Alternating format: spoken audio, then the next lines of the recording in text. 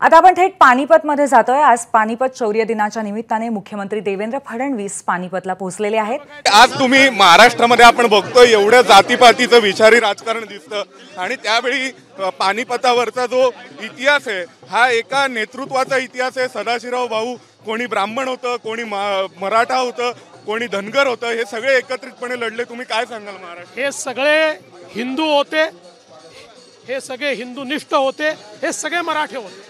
सगळ्या मराठ्यांनी त्या ठिकाणी लढाई केली आणि मराठ्यांचं जे शौर्य आहे ते इतकं अपरिमित आहे की जरी पानिपतमध्ये मराठे धाराशायी झाले तरी 10 वर्षामध्ये संपूर्ण भारतामध्ये आपलं राज्य उभं करून आणि दिल्ली जिंकण्याचा पराक्रम हा मराठ्यांनी करून दाखवला। तर तुम्हाला देवा भाऊ म्हटलं जातं, इथे सदाशिवराव भाऊ आला होता आणि देशाचं नेतृत्व केलं होतं। महाराष्ट्र पुन्हा एकदा देशाला नेतृत्व देईल का?